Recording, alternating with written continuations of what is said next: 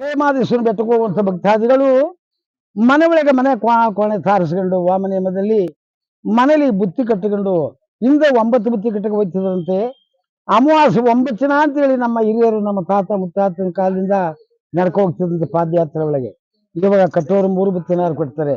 ಬುತ್ತಿ ಕಟ್ಕೊಂಡು ಬೆಟ್ಟಕ್ಕೆ ಹೋಗುವಾಗ ಸಿಂಗನಲ್ಲೂರು ಕಟ್ಟೆ ಬಸಪ್ಪನಿಗೆ ಧೂಪ ಹಾಕ್ಬಿಟ್ಟು ಅವರು ಮೋಟ್ರಲ್ಲೇ ಹೋಯ್ತಿರ್ಲಿ, ಸೈಕಲ್ಲೇ ಹೋಯ್ತಿರ್ಲಿ, ಸ್ಕೂಟ್ರಲ್ಲೇ ಹೋಯ್ತಿರ್ಲಿ, ಧೂಪ ಹಾಕ್ಬಿಟ್ಟು ಅಡ್ಡ ಬಿದ್ಕೊಂಡು ಹೋಯ್ತಾರೆ ಸುತ್ತ ಸೇವೆ ಮಾಡ್ಕೊಂಡು.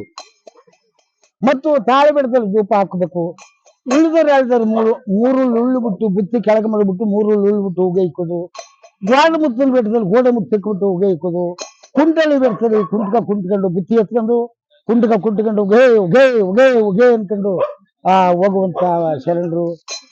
ತಾವಸೇರೆ ಬೆಟ್ಟದಲ್ಲಿ ಬುತ್ತಿ ಎತ್ಕೊಂಡು ತವ್ಕೊಂಡು ಸುಣ್ಣದ ಕಣಮೆ ಒಳಗೆ ಸುಣ್ಣದ ಕಣಮೆ ಸಿಕ್ತು ಉಗೈಕ್ರಪ್ಪ, ರಂಗನೋಡು ಸಿಕ್ತು ಉಗೈಕ್ರಯ್ಯ, ಶನಿದೇವ್ರ ಒಟ್ಟು ಸಿಕ್ತು ಉಗೈಕ್ರಪ್ಪ, ಆಂಜನೇಯನ ಗುಡ್ಡೆ ಸಿಕ್ತು ಉಗೈಕ್ರಪ್ಪ, ಆನಮಲೆ ಬೆಟ್ಟ ಜೇನುಮಲೆ ಬೆಟ್ಟಕ್ಕೆ ಉಗೈಕ್ರಪ್ಪ ಅಂತ ಹೇಳಿ ಉಗೈಕೊಂಡು ಆನೆ ತರ ದಿಂಬಕ್ಕೆ ಬಂದು ಆನೆ ತರ ದಿಂಬದಲ್ಲಿ ಉಗೈಕೊಂಡು ಮಾದೇಶ್ವರ ಬೆಟ್ಟಕ್ಕೆ ಹೋಗಿ ಬುತ್ತಿನ ಹೆಗಲ ಮೇಲೆ ಒತ್ಕೊಂಡು ಅಂದ್ರೆ ತಲೆ ಮೇಲೆ ಕಂಕಳು ಜೋಳಿಗೆ ಹಾಕೊಂಡು ನಮ್ಮಂತ ಗುಡ್ಡಗಳು ಬಿಡಬಯಸರು ಕೂಡ ಆ ಬುತ್ತಿನ ತಲೆ ಮೇಲೆ ಹೊತ್ಕೊಂಡು ಹೋಗಿ ಕೈ ಕಾಲು ಮುಖ ತೊಳ್ಕೊಂಡು ಮೊದಲು ಧೂಳಗಾಲ ಧೂಪ ಹಾಕೋದು.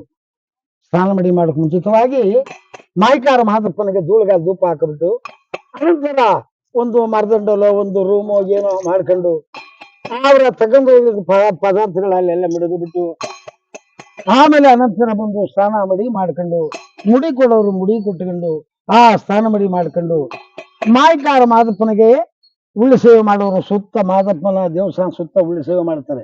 ಅಂದ್ರೆ ವಚ್ಚಮಗ್ಗಲ ಸೇವೆ ಮಾಡ್ತೀನಿ ಸ್ವಾಮಿ ಅಂತ ಅರಸ್ಕತ್ತಾರೆ. ಅವ್ರ ನಮ್ಗೆ ಅಷ್ಟ ಪರಿಹಾರ ಮಾಡಪ್ಪ, ನನಗೆ ಮಕ್ಕಳು ಕೊಡಪ್ಪ ಅಂತ ಮಕ್ಕಳಿಲ್ಲದವ್ರು ವಚ್ಚಮಗ್ಗಲ ಸೇವೆ ಅಂದ್ರೆ ಒಂದೇ ಮಗ್ಗಲೇ ಸುತ್ತ ಮಾದಪ್ಪನ ಗುಡಿ ಸುತ್ತ ಒಂದೇ ಮಗ್ಗಲೇ ತವಿತಾರೆ.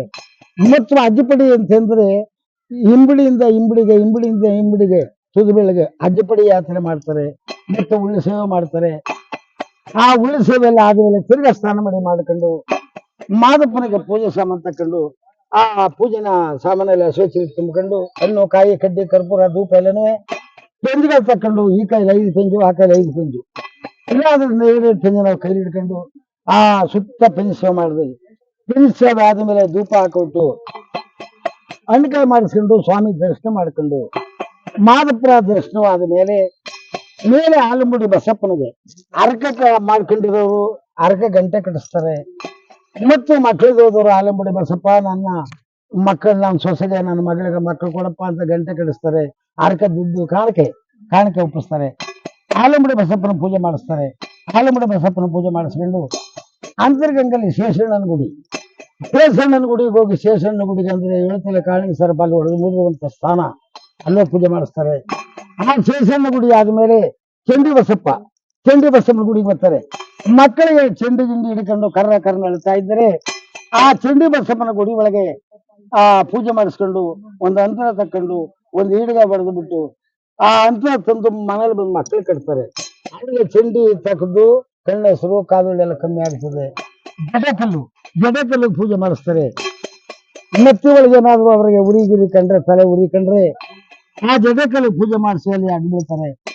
ಇಷ್ಟೆಲ್ಲ ಆದ್ಮೇಲೆ ಸಾಲೂರು ಮಠಕ್ಕೆ ಹೋಗಿ ಆ ಸಾಲೂರು ಮಠದಲ್ಲಿ ಪೂಜೆ ಮಾಡಿಸ್ಕೊಂಡು ಮತ್ತು ಅನಂತರ ಮಾದಪ್ಪನ ಬೆಟ್ಟದ ಜಂಕಲಾಗಿ ದೀಪದ ಬೆಟ್ಟಕ್ಕೆ ಹೋಗಿ ಪೂಜೆ ಮಾಡಿಸ್ತಾರೆ. ಇವೆಲ್ಲ ಪೂಜೆ ಮಾಡಿಸ್ಕೊಂಡು ತೀರ್ಥ ತಕ್ಕೊಂಡು ಪ್ರಸಾದ ತಕ್ಕೊಂಡು ಒಂದ್ ದಿವಸ ಬೆಟ್ಟಕ್ಕೆ ಹೋದ್ಮೇಲೆ ಹಿಂದೆ 9 ದಿನ ಅಂತ ಹೋಯ್ತಿದ್ರು ಬೆಟ್ಟಕ್ಕೆ. 9 ಬುತ್ತಿ ಕಟ್ಟಿಗೆ ಹೋದ್ರೆ ಬೆಟ್ಟಕ್ಕೆ ನಡಕ ಹೋಗೋತ್ತಿಗೆ 6 ಬುತ್ತಿ ಖಾಲಿ ಆಯ್ತಿದ್ರು. ಊಟ ಮಾಡ್ಕೋದು, ಯಾವ ಊರು ಸಿಕ್ಕತ್ತೆ ಅಲ್ಲಿ ಮನಿಕೋದು, ಕೆರೆಯಲ್ಲಿ ಸಿಕ್ಕತ್ತೆ ಅಲ್ಲಿ ನೀರು ಮುಳಿಕೋದು ಬಿಸಿಲು ಕಾಲವಾದ ಸೆಕೆಗೆ. ಈ ರೀತಿ 6 ಬುತ್ತಿನ ಏಕ ಹುಡ್ಕೊಂಡು 3 ಬುತ್ತಿ ತಕೊಂಡೋಗಿ ಮಾದಪ್ಪನ ಬೆಟ್ಟದಲ್ಲಿ ಸ್ನಾನ ಮಡಿಯಲ್ಲಿ ಆದ್ಮೇಲೆ ಗುಡ್ಡುಗಳು ಕರೆಸಿ ಆ ಗುಡ್ಡುಗಳಿಗೆ ಕಾಣಿಕೆ ಕೊಟ್ಟು ಆ ಮೀಸಲು ಬುತ್ತಿ ಅಂತ ಬಿಚ್ಚಿಸಿ, ಮೀಸಲು ಬುತ್ತಿ ಅಂದ್ರೆ ಅಡಕಪಟ್ಟ ಒಡನಾಳ ಒಳಗೆ ಬುತ್ತಿ ಕಟ್ಕೊತಿದ್ರು. ಆ ಬುತ್ತಿಯನ್ನು ಬಿಚ್ಚಿಸಿ ಆ ಗುಡ್ಡುಗಳಿಗೆ ಕಾಣಿಕೆ ಕೊಟ್ಟು ಆ ಮೀಸಲು ಬಿಟ್ಟು ಮಾದಪ್ಪನ ದರ್ಶನ ಮಾಡ್ಕೊಂಡು ಈ ರೀತಿ ಬರುವಂತ ಸಂಪ್ರದಾಯ. ಈ ರೀತಿ ಬರಬೇಕು. ಮಾದಪ್ಪನ ಬೆಟ್ಟಕ್ಕೆ ಹೋದ್ರೆ ಈ ರೀತಿ ಪೂಜೆ ಮಾಡ್ಬೇಕು. ಅಲ್ಲಿಂದ ಬಂದು ಹಸಿರುಚೀಲ ಅಂತಕ್ಕಂಥದ್ದನ್ನ ದೇವ್ರ ಮನೆ ಒಳಗೆ ಮಡಗ್ಬಿಟ್ಟು ಕೈ ಕಾಲು ಮಕ್ಕ ತೊಳ್ಕೊಂಡು ದೇವ್ರ ಮೇಲೆ ಮಡಗ್ಬಿಟ್ಟು ಧೂಪದ ಮೈ ತೊಳಿಬೇಕು. ಅಂದ್ರೆ ಸ್ನಾನ ಮಡಿ ಮಾಡ್ಕೊಂಡು ಆ ಧೂಪದ ಮೈ ತೊಳ್ಕೊಂಡು ಕಡ್ಡಿ ಎಣಿಸಿ ಹಸುವೆ ಚೀಲ ಪೂಜೆ ಮಾಡಿ ಕೆಂಡ ಮಾಡಿ ಧೂಪ ಹಾಕಿ ಬೆಜ್ಜಲ್ ಗಂಡ ಅಂದ್ರೆ ಆ ಕೆಂಡ ಮಾಡಿ ಧೂಪ ಹಾಕಿ ಕರ್ಕೊಳ್ಸ ಮಂಗಾರ್ಥ ಮಾಡಿ ಹಸುವೆ ಚೀಲಕ್ಕೆ ಆಮೇಲೆ ಬುತ್ತಿ ಹಸುವೆ ಚೀಲವನ್ನು ಬಿಚ್ಚಿ ಮನೆಗೆ ನೆಂಟರಿಗೆ ಮನೆಗೆಲ್ಲ ಪ್ರಸಾದ ಕೊಡ್ತಿದ್ರು ಅಂದ್ರೆ ಕಡ್ಲೆಪುರಿ ಈ ಬುತ್ತಿ ಉಂಡೆ ಗಿರಿ ಉಂಡೆ ಅಂತ ಪ್ರಸಾದ ಕೊಡುವಂತ ಸಂಪ್ರದಾಯ.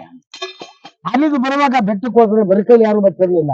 ಕಡ್ಲೆಪುರಿ ತಿಂಡಿ ಪದಾರ್ಥ ಬಂದೆ ಊನ್ ಕುಕ್ಕೆ ಅಂದ್ರೆ ಆ ಏಬುತ್ತಿ ಉಂಡೆ ಗಿರಿ ಉಂಡೆ ತುಂಬಡಿ ಕತ್ತಿದ್ವಲ್ಲ, ಒಂದು ಊನ್ ಕುಕ್ಕೆನೋ, ಒಂದು ಹಳ್ಳಿ ಕಡೆಯವರು ಒಂದು ಏಣಿ ತಟ್ಟೆ, ಅದು ಇಲ್ಲ ಅಂದ್ರೆ ಒಂದು ಮಕ್ಕಳಿ ಎಡಗೆ ಬಿದಿರು ಎಡಗೆ ಇದನ್ನ ಪದಾರ್ಥ ತರೋರು ಬರಿಕೈಲಿ ಬರ್ತಿರ್ಲಿಲ್ಲ. ತಿಂಡಿ ಪದಾರ್ಥ ಅಂತ ತೆಗೆದು ಎಲ್ಲ ತುಂಬ್ಕೊಂಡು ಮುಟ್ಟಿಗೆ ಆ ಎಡಗೆಗೆ ಮಾದಪ್ಪನ ಬೆಟ್ಟಕ್ಕೆ ಬರುವಂತ ಸಂಪ್ರದಾಯ ಈ ರೀತಿ ಬಂದ್ರೆ ಭಗವಂತ ಈ ರೀತಿ ಪೂಜೆ ಮಾಡಿಸಿದವ್ರಿಗೆ ಸಕಲವಾಗಿ ಕೊಡುವಂತ ಮಾಯ್ಕಾರ್ ಮಾದೇಶ್ವರ ಆ ಉಲಿವಾದ ದಯ್ಯ.